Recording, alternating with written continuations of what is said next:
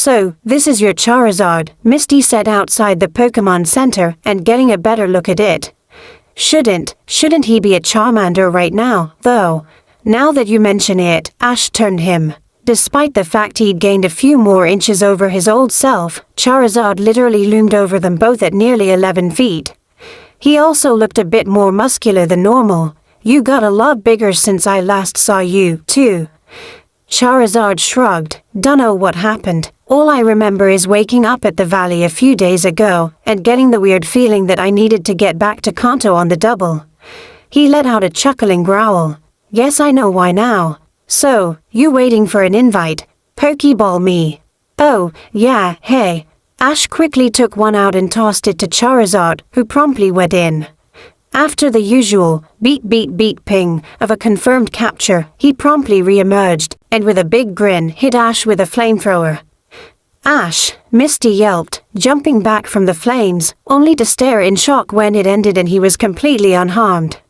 You just couldn't resist, could you? He asked, knocking a bit of soot off the brim of his cap. Charizard just grinned cheekily. Just like old times, huh, Ash? Pikachu joined in. Ash, Misty looked ready to have an aneurysm. Fire, point blank, how? Oh, hey, he scratched the back of his head. Well, I'd been hit with fire and electricity so many times, I've pretty much gotten one hell of a tolerance for it. I think they just do it now because it's funny. She responded by slapping his arm. Warn me next time. Ah, young love, Pikachu sighed. Wonder if I should try and get a girlfriend. That reminds me, Charizard stared at Ash and Misty. It's about freaking time you two hooked up. I was starting to wonder if girls even registered to you, man. Well, in his defense, Palkia extracted a section of his being thanks to an assumed and misinterpreted wish, but he's in one piece now. New OWTH explained. Oh, well, now I kind of feel like a dick for how I acted last time. I mean, he had enough girls looking his way that you could make a list, and he didn't even react. Maybe it's a guy thing, but it was really hard to respect him for it. It was then that he gave New OWTH a searching glare. And, why do I have the feeling I remember you from somewhere? And that I feel like you owe me a rematch. He blinked when New OWTH undid the memory wipe on him. Oh, yeah, you definitely owe me a rematch. Cheap-ass Pokémon clones. All right, settle down, Charizard. Ash called out. If it'll make you feel any better, you two can have a spar once we get outside town, all right? Fine, very well. Fwoosh, damn it, fwoosh. Son of a, will you stop teleporting? Charizard yelled as he spewed flamethrower after flamethrower at the, admittedly, small target. Didn't help that New OWTH could fly too, and teleport, which just made the flame Pokémon want to pull his hair out if he'd had any. They'd been at it for the last 10 minutes, and he had yet to land a Giratina damn thing on him. Even Ember and Wing Attack just met air as he popped around the clearing they'd found. Your flames have certainly gotten hotter, New OWTH said between teleports. Your timing needs work. Lead the shots, Pikachu yelled, up and left, the other one. What do you think I'm trying to do? Charizard yelled back in exasperation, finally letting off a dragon rage that, unfortunately, New OWTH also teleported away from, along with a chuckle they all heard. Your aim sucks, bite me, do I even want to know what they're saying right now? Misty asked, watching the whole debacle. If it wasn't for how surreal the whole thing looked, she'd most likely be laughing her tits off right then. Probably not, though it is kind of funny.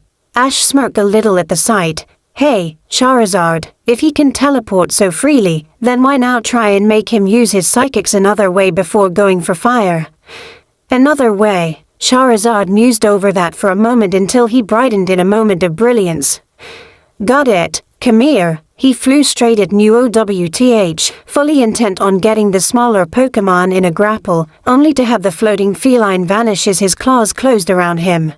Son of a Grimer suckin' Menki Spank. He whirled around in an attempt to find him. Where the hell he go this time? His answer arrived in the form of something, or more accurately, someone sitting on his head. Okay, now you're just trolling me, aren't you? He deadpanned. Nuo's voice drifted in from behind his horns. Depends. Is it annoying you? Pretty much. Then yes. I hate you, and I hope the next time you drop a deuce, you get a turd stuck in your fur. Ash and Pikachu, meanwhile, were laughing their heads off, with Misty giggling once Ash caught his breath enough to translate. I thought those flames looked familiar. A female voice that, some reason, Ash recognized spoke up nearby. I always thought trainers were supposed to find the Pokémon. Not the other way around, Misty said, pointing to the nearby road leading into the Viridian Forest. Ash followed her hand to see a very familiar pair of Pokémon coming their way. Butterfree, Pidgeot, you guys are fully evolved too. He fell over when Pidgeot pulled a Misty and took him off his feet with a tackle. Yeah, I think she missed you, Ash, Pikachu commented while the bird Pokémon nuzzled him. You know, I'm starting to detect a pattern. So, let me guess, you both woke up already fully evolved in the forest and felt like you had to start looking, right? Pikachu asked once Pidgeot led Ash up and got Pokeballed with Butterfree, though she quickly took residence on his other shoulder. Actually, it wasn't far from Saffron City for me, Butterfree replied. I didn't run into Pidgeot until earlier this morning. I woke up in the forest outside Pallet Town, Pidgeot added, making herself comfortable since he was strong enough to carry her easily. Was really tempted to give that group of Spearow what for before I remembered they hadn't really done anything, yet. Well, we can ignore that for now, Misty said, after Ash translated for her. The two Pokémon were more than a bit surprised to learn exactly who Muowth was. Pidgeot, after her memory was restored, since she'd been on New Island. And Butterfree due to finding out Ash now had a legendary on the team. Yeah, we got a forest to finish going through before we hit Pewter City. Ash glanced over at Misty. You gonna be alright going through bug-type territory again? I'll be okay. They still kind of unnerve me a little, but it's nowhere near as bad as last time. Oh, sorry about how I treated you when you were a Caterpie. She looked sheepishly at Butterfree. No harm no foul, the butterfly Pokémon replied, getting comfortable on her head and making her giggle. Hey, that tickles. As the group made their way down the path, Ash looked at the group. He'd taken to letting his Pokémon hang around outside, so they could just pop in and out of their Pokéballs when they felt like it. This also made it easier to talk to them all at once. Guys, I've been thinking about something. What do you feel about getting some names?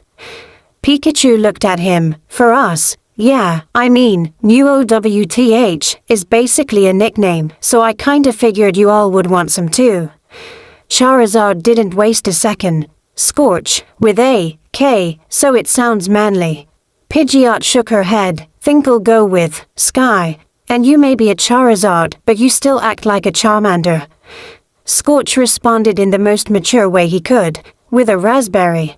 Butterfree floated around for a moment and just shrugged. Think I'll stick with Butterfree. Feels kinda weird going by something else. Me too. Pikachu joined in. Pikachu kinda works for who and what I am. It's a 2-for-1 deal. Okay, so that's your choices. Wah-bam, asterisk. Crunch, without warning, a figure leapt out of the bushes at the group, armed with a sword. However, the attacker didn't really get to do much before Scorch whipped around with his tail, sending them sailing into a nearby tree. Who the hell? Misty gasped, wincing a little as the intruder slid down, looking concussed. Think you overdid it a little, Ash said, stepping closer to the prone figure. Scorch was unrepentant. Well, he should have known better. Running in, swinging a piece of metal around like it's a pillow. Once he was near enough to get a look at the person, Ash sighed. I shouldn't be surprised, we're in bug-type territory. Misty, he looked familiar.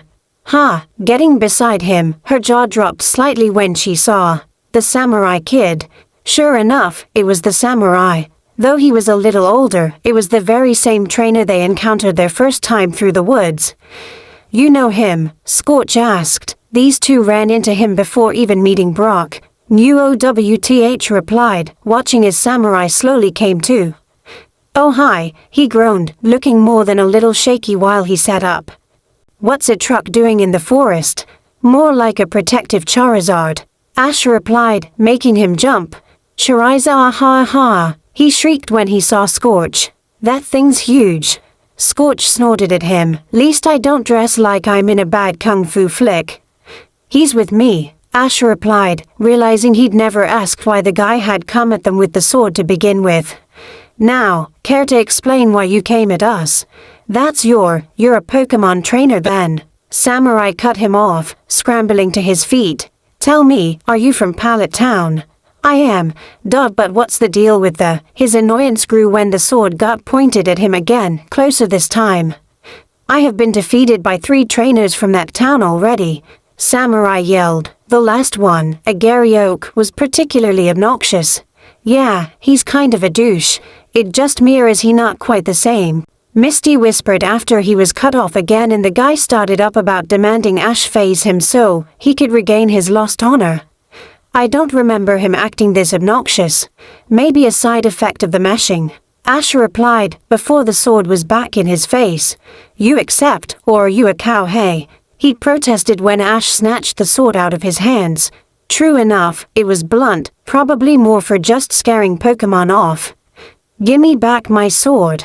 I was trying to be civil in asking why you attacked us to begin with, but I don't really give a damn anymore. Ash growled, throwing it aside. You want a match? You got it. Mitzi, feel up for being a referee today?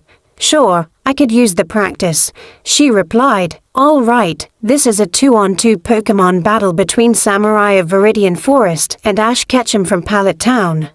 Ready? Misty looked between the 2 trainers.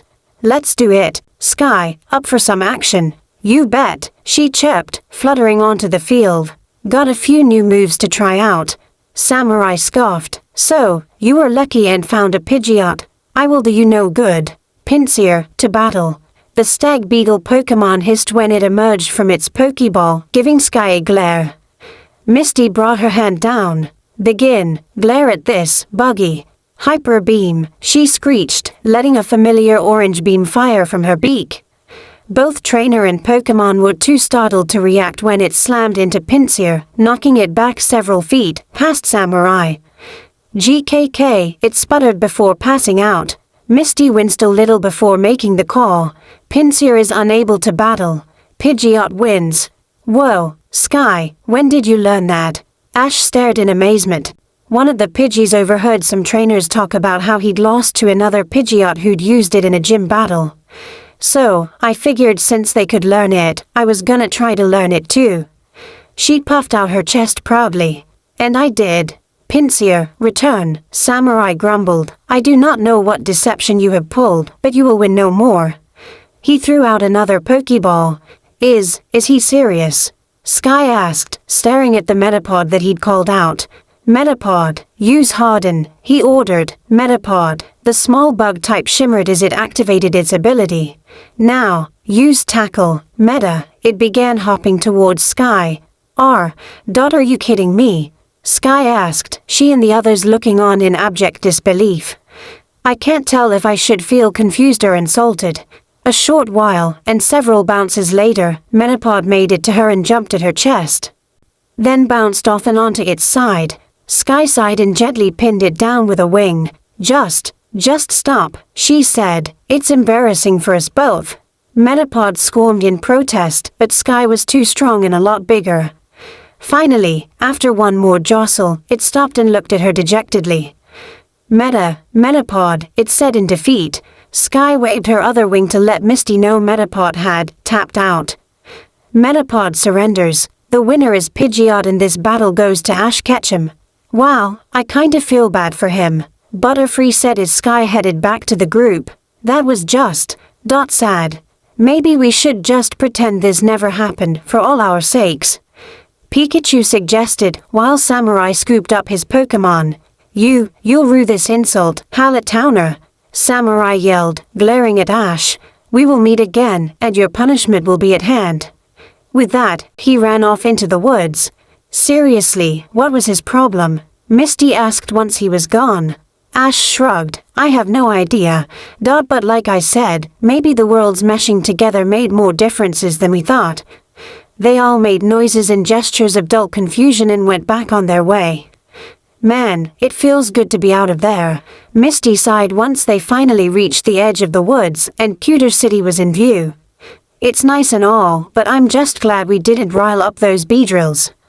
I'll second that, Pikachu said. Same. Ash looked around. What do you guys say to getting a bite to eat before hitting the gym? He was met with a round of agreement. You think Brock'll recognize us?